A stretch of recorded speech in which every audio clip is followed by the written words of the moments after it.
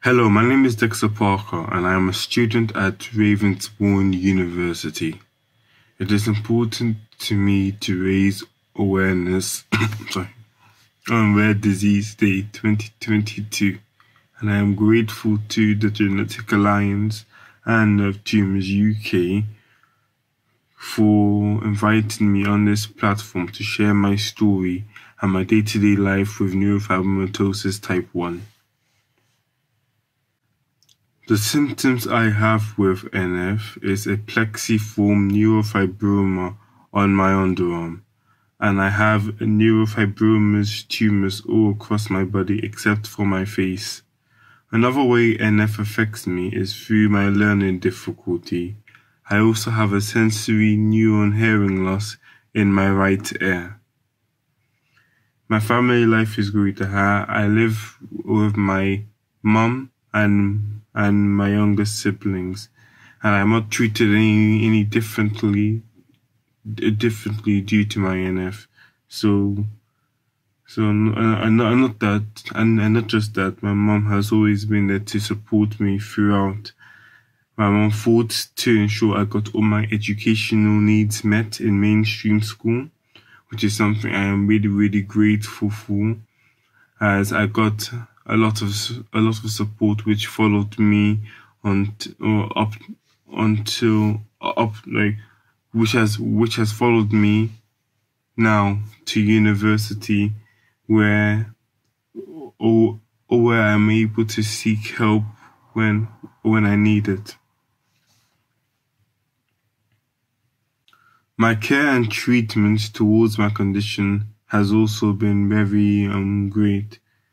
The NHS staff at Guy's and St Thomas's have really supported me, and I feel very fortunate to be born in London South East, as the NF Centre was very close.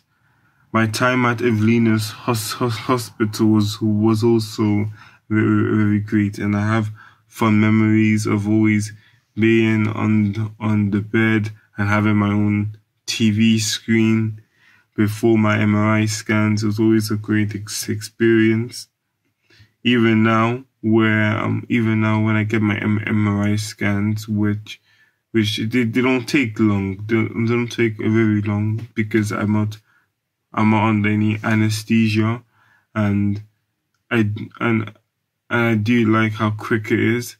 The only thing I would complain about is because one thing I'll complain about is the comfortability, because I have a tumor at the back of my head, and when I was laying, and every time I lay down there, it just feels very, very uncomfortable. That's just the only thing I'll say that I don't really like about MRI scans. But other than that, I think, yeah, I really appreciate them.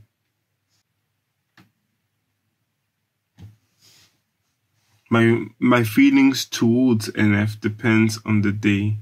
I feel okay with it most of the time, as it is all I've known. I've spoken to my mum, and she said that I was diagnosed when I was 3 years old. So it's always surrounded my life for as long as I can remember, and it has had like an impact on the people I'll hang out with.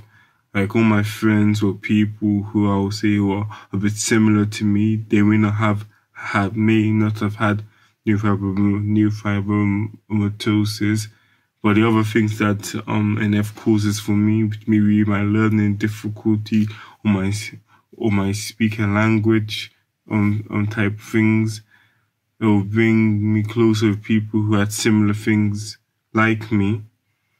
And then we just become friends to people that I still speak to up to today.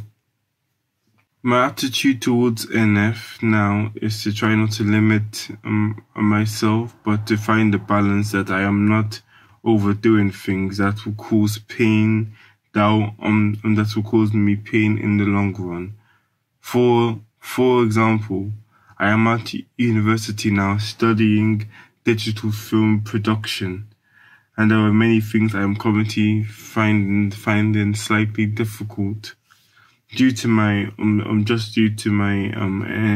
NF, as the tumors sometimes gives me this discomfort, and doing tasks such as holding a boom mic or writing a script can take me a lot longer to do, or maybe and in the case of the boom mic, my arms will just get very tired, which is what happens normally if you're holding a boom mic for the first time. But I just get really tired very quickly due to it. My relationship with nerve tumours started during the first lockdown, and I wrote a small piece on myself and how NF affected me. And a few months after that, I also contacted them again for my foundation year, because I was making my final major project, which I decided to make a documentary on neurofibromatosis and how it affects each individual differently.